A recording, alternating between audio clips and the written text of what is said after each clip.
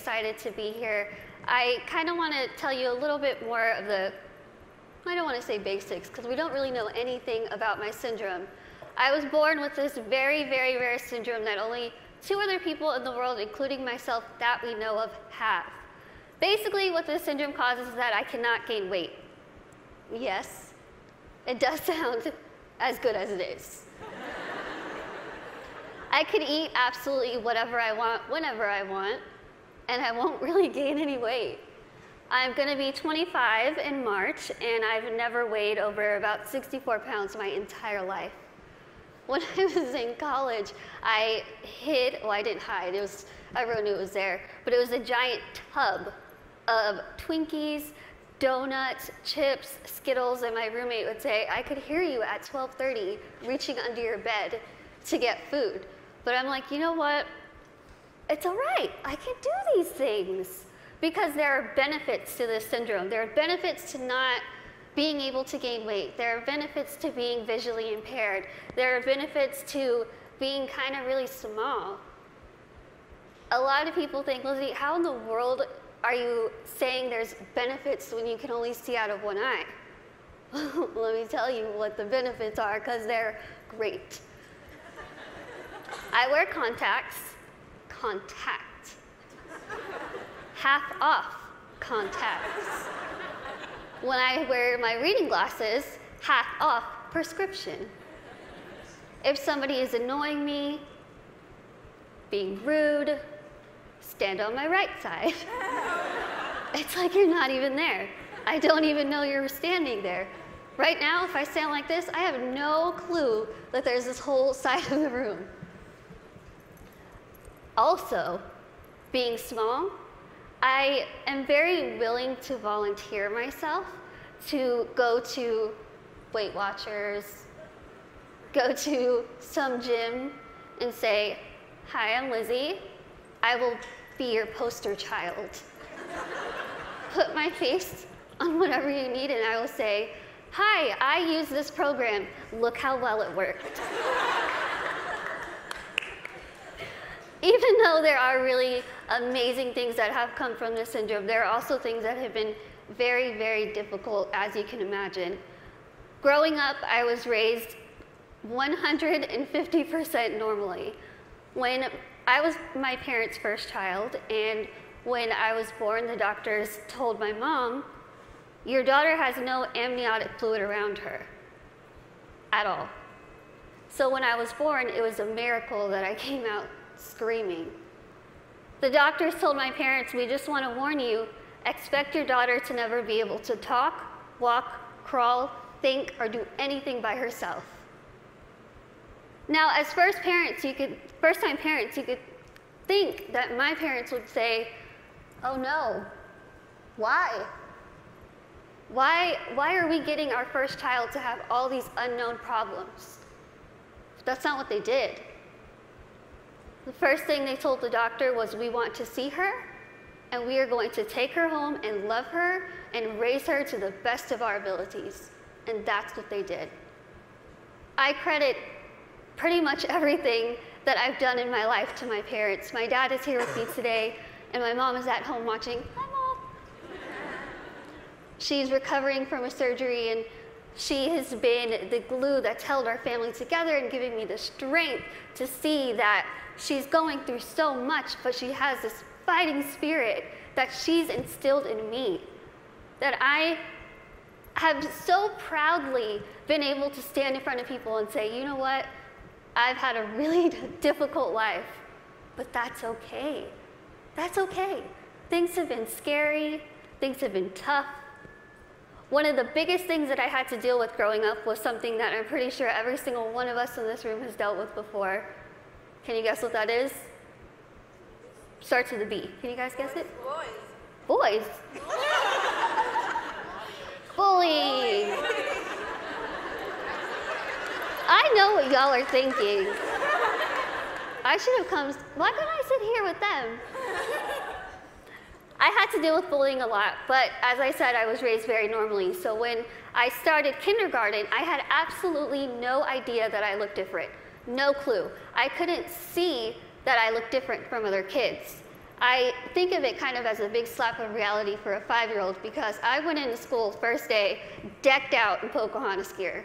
I was ready.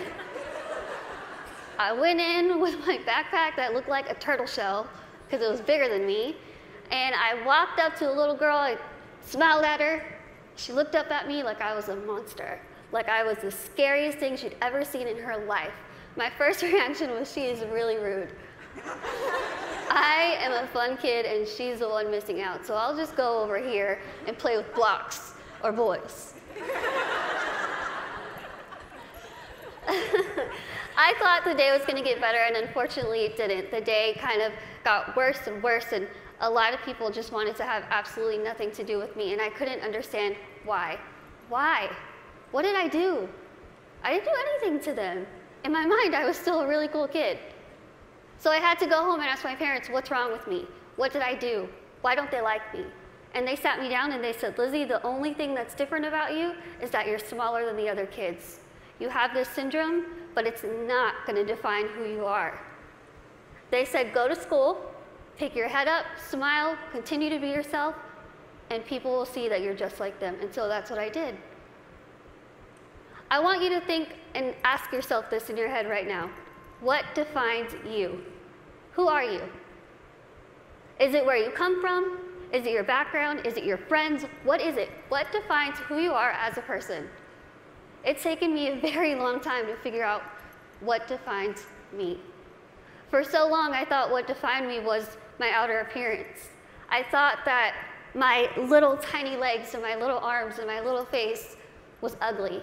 I thought it was disgusting. I hated when I would wake up in the morning and I was going to middle school and looking in the mirror, getting ready and thinking, can I just scrub this syndrome off? It would make my life so much easier if I could just scrub it off. I could look like the other kids. I wouldn't have to buy clothes that had Dora the Explorer on it. I wouldn't have to buy stuff that was bedazzled when I was trying to be like the cool kids. I would wish and pray and hope and do whatever I could to pray that I would wake up in the morning and I would be different and I wouldn't have to deal with these struggles. It's what I wanted every single day, and every single day I was disappointed. I have an amazing, amazing support system around me who never pity me, who are there to pick me up if I'm sad, who are there to laugh with me during the good times, and they taught me that even though I have this syndrome, even though things are hard, I can't let that define me. My life was put into my hands, just like your lives are put into yours. You are the person in the front seat of your car. You are the one who decides whether your car goes down a bad path or a good path. You are the one that decides what defines you. And let me tell you, it could be really hard to figure out what defines you. Because there are times where I would just get so annoyed and frustrated, and I don't care what defines me. When I was in high school, I found a video, unfortunately, that somebody posted of me, labeling me the world's ugliest woman. There were over 4 million views to this video, 8 seconds long, no sound, thousands of comments. People saying, Lizzie, please, please just do a world a favor, put a gun to your head and kill yourself. Think about that. If people told you that, strangers told you this. I cried my eyes out, of course, and I was ready to kind of fight back, and something kind of clicked in my head, and I thought, I'm just going to leave it alone. I kind of started realizing that my life is in my hands. I could either choose to make this really good, or I can choose to make this really bad. I could either be grateful and open my eyes and realize the things that I do have and make those the things that define me. I can't see out of one eye, but I can see out of the other. I might get sick a lot, but I have really nice hair. Thanks. You guys are like the best little section right here. Why did you lose my train of thought? Okay, where was I? Hair, okay, thank you. Okay, so I could either choose to be happy or I could choose to kind of be upset with what I have and still kind of complain about it. But then I started realizing, am I gonna let the people who called me a monster define me? Am I gonna let the people who said kill it with fire define me? No. I'm gonna let my goals and my success and my accomplishments be the things that define me, not my outer appearance, not the fact that I'm visually impaired, not the fact that I have this syndrome that nobody knows what it is. So I told myself I'm going to work my butt off and do whatever I could to make myself better, because in my mind, the best way that I could get back at all those people who made fun of me, who teased me, who called me ugly, who called me a monster, was to make myself better and to show them, you know what? Tell me those negative things, I'm going to turn them around, and I'm going to use them as a ladder to climb up to my goals. That's what I did. I told myself I wanted to be a motivational speaker, I want to write a book, graduate college, have my own family, my own career. 8 years later, I'm standing in front of you, still doing motivational speaking. First thing, I accomplished it. I wanted to write a book. In a couple weeks, I will be submitting the manuscript for my 3rd book.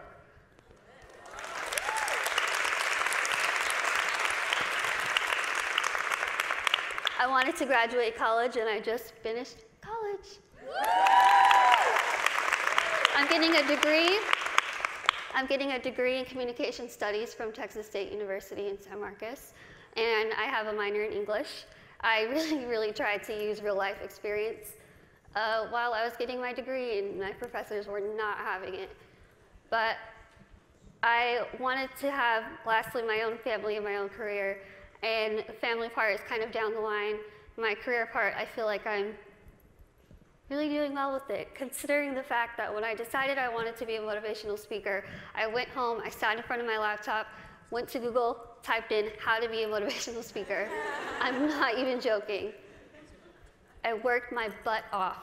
I used the people who were telling me that I couldn't do this to motivate me. I used their negativity to light my fire to keep going. Use that. Use that. Use that negativity that you have in your life to make yourself better, because I guarantee you, you will win. Now, I want to end with asking you again. I want you to leave here and ask yourself what defines you. But remember, brave starts here. Thank you.